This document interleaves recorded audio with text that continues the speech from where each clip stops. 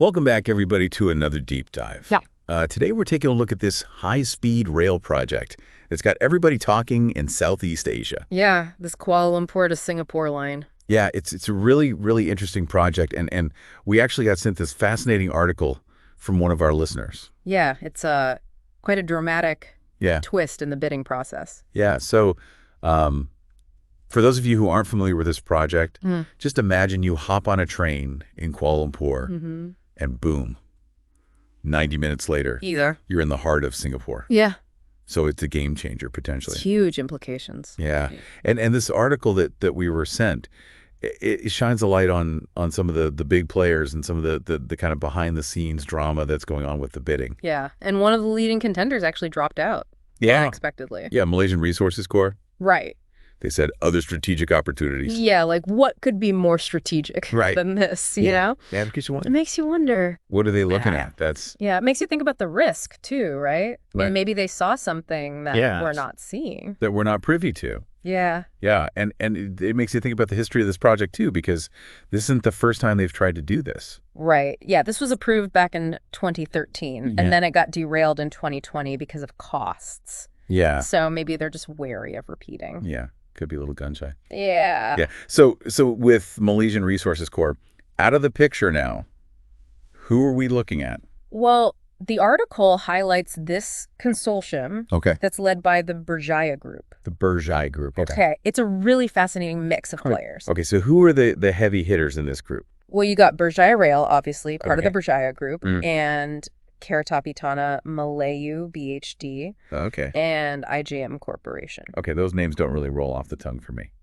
Give us a little rundown of who these players are. Sure. So you start with Berjaya Rail, right? Okay. And their chairwoman is actually the daughter of the King of Malaysia. Oh, wow. So you got So some royal connections there. Royal connections right off the bat. Interesting. Then you got KTMB. They're like the National Railway Company of Malaysia. Okay, so they know trains. They know trains. They got the experience, right? Yeah, decades of it probably. Exactly. And then IJM, they're a big infrastructure player. Okay. Like they do construction. So they're the ones who'd actually build the thing. They're going to build it, yeah. Okay, wow. So you got this mix of political influence, experience, and the actual construction know-how. Yeah. It's a pretty powerful combination. Yeah, they're not messing around. And they didn't stop there. Oh, really? They brought in some international partners, too. Like who? You got Deutsche Bahn. Okay.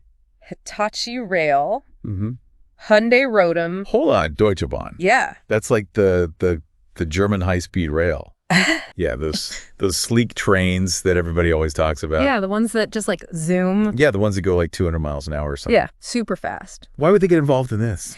I mean, their experience with the ICE network is invaluable. Yeah. They've got the technology, they got the know-how. Yeah. It's a huge. They got a track record. I mean, it works. Exactly. Yeah. So that's a serious addition to the team. Yeah, so this Berjaya-led group is looking pretty formidable. Yeah. But are they the only ones?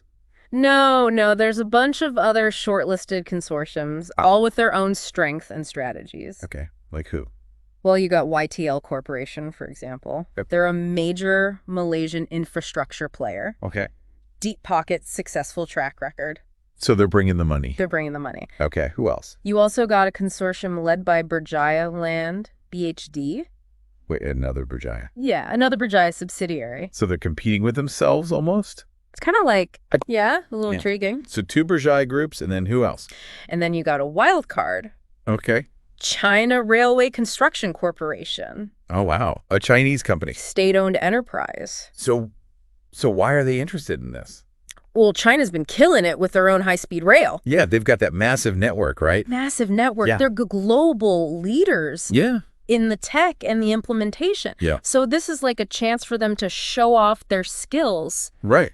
Gain a foothold in Southeast Asia. Yeah, so it's almost like a global competition in a way. Oh, absolutely. Yeah, that's really fascinating. So we've got all these players with different motivations, different strengths. Different approaches. But let's step back for a second. Okay. And think about the project itself. Okay. Why is this high-speed rail line such a big deal? Well, I mean, the benefits are huge, right? Yeah. You're talking transforming travel between Kuala Lumpur and Singapore. Instead of driving for 4 hours, you can just hop on a train and be there in 90 minutes. Yeah. It's a game changer for everybody. Business people, tourists. Everybody. Yeah, that's huge. Yeah. Yeah, I mean, that time saving is incredible. It's huge. But it's got to be more than just convenience, right? Oh, absolutely. This is about connecting two of Southeast Asia's biggest economies. Right. So what kind of impact are we talking about here? I mean, think about it. Increased trade tourism investment. This could be a catalyst for so much growth. Yeah, it's amazing how something like a train line can have such a ripple effect. Yeah, it's not just a train line. It's like a connection. An artery. Exactly. Yeah. So we talked about how this project was tried before, back in 2020. Right. What happened then? Cost, basically. Okay. The initial projections were just insane. How much are we talking? Like $30 billion. Wow. Yeah. So both governments were kind of like, hold on. Yeah. Is this really worth it? Yeah. I mean, that's a lot of money to risk. Yeah, especially if they weren't sure about the ridership. Right. So what's different this time around? Well, there's a new government in Malaysia now. Okay. And they've made this a priority. Okay. They see it as key to economic growth, regional integration. Okay. And they're also really focused on keeping costs down. So they're being a little more careful this time. Yeah, much more careful. Okay, so let's talk about the tech for a minute. Okay. What makes high-speed rail so different from regular trains? It's a whole different ballgame. Okay. I mean, these trains are designed for speed and efficiency. Okay. Dedicated tracks, no bumps, no curves. So it's a smooth ride. Super smooth. Okay. Aerodynamic designs to cut through the air. Okay. And then you got the cutting-edge tech, like maglev technology. Maglev. Yeah, magnetic levitation. So these trains are like floating. Basically, they're hovering above the track. So there's no friction. Minimal friction. Wow, and that allows them to go super fast. Exactly. That's incredible. What else? Advanced signaling systems. Okay. Super sophisticated sensors and communication networks. So they can coordinate all these trains moving at high speeds. Yep. Keep everything safe and efficient. So they don't crash into each other. Exactly. That's really important. Yes, safety is paramount. So it sounds like they've thought of everything. Well, they try to. But there's got to be challenges, right? Oh, there's always challenges. Like what? Well, first off, land acquisition. Okay. You got to get all that land to build the tracks. Yeah, that makes sense. And that can be tricky, right? Very tricky, especially when you're dealing with different landowners and governments. Yeah, that's a lot of negotiation. A lot of negotiation. Okay. Well, environmental concerns. Right, of course. You got to make sure you're not disrupting ecosystems, Yeah, you don't want to be building through a rainforest or something. Exactly. So they're going to have to be careful about that. Okay. And then there's the whole coordination aspect. Right, because this is a cross-border project. Exactly. Malaysia and Singapore have to work together. Yeah, on everything. Everything, technical standards, safety regulations, border control ticketing systems. Wow, that's a lot to figure out. It's a massive undertaking. Yeah, but if they can pull it off... It could be a game changer. Yeah. So are there any financial risks that we should be aware of? Well, I mean, with any project this big, there's always a chance of cost overruns, delays, unforeseen challenges. You know, geological issues, maybe. Right. Material prices could fluctuate. Politics could change. Right. You never know. So there's a lot of uncertainty. There's always uncertainty. Yeah, but that's part of what makes it so exciting. Actually, it's a high-stakes game. It's kind of mind-blowing when you think about it. This whole project is like balancing on a tightrope. Yeah, you got economic goals, technological hurdles, environmental concerns, all intertwined. Yeah, and it seems like the stakes are pretty high. Oh, absolutely. Yeah. The potential rewards are huge, though. Yeah, but let's zoom out for a second and look at the bigger picture. Okay. It's not just about getting from point A to point B faster. Right. No, this is about so much more. Like what? It's about connecting Malaysia and Singapore on a deeper level. Right. Not just economically, but culturally and politically, too. So it's almost like building a bridge between two nations. Exactly. A physical bridge that leads to stronger ties. I like that analogy. So how do you see this rail line actually changing the relationship between these two countries? Well, for starters, just imagine how much easier it'll be to travel between them. Yeah. Businesses will collaborate. More people will visit each other more often. Yeah. It could be a boom for tourism.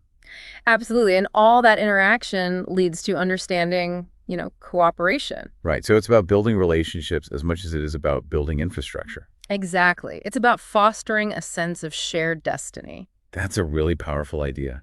Yeah.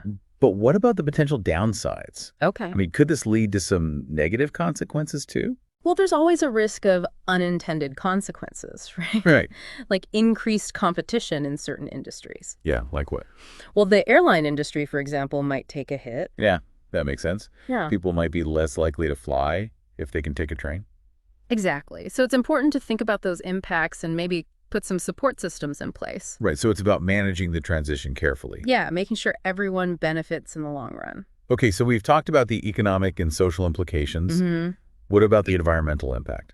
Well, the goal is to make this a sustainable project. Right. To reduce our reliance on cars and planes, which are big polluters. Right. But obviously building and operating a rail line will have some impact. Yeah, so how do they minimize that? Well, there are a lot of strategies they can use. Like what? Using renewable energy to power everything. Okay. Careful construction techniques to protect habitats, noise barriers, to minimize disruption for wildlife and communities. So it sounds like they're really trying to think holistically. Yeah, it's about taking a comprehensive approach, considering all the angles. Well, this deep dive has been fascinating. It's been a pleasure. We've covered a lot of ground. We have. From the bidding wars to the technology to the broader implications for the region. Yeah, it's a complex project. But a lot of moving parts. But also a lot of potential. So as this whole saga unfolds, what should our listeners keep an eye on? Well, I think the next big thing is the announcement of the winning consortium. Okay. Pay attention to what technologies they propose, how they're financing it, and how they plan to address those environmental concerns. Yeah, it'll be interesting to see who comes out on top. Absolutely. And then we'll be watching the construction phase closely, right. See how they handle those challenges. And then ultimately, the proof will be in the pudding. Exactly. Once the line is operational, will it live up to the hype? Will it deliver on its promises? Yeah. Will it be the game changer everyone's hoping for? Well, it's been an incredible journey exploring this project with you. It really has. Thanks for joining us on this deep dive, everybody. Until next time, keep those brains buzzing.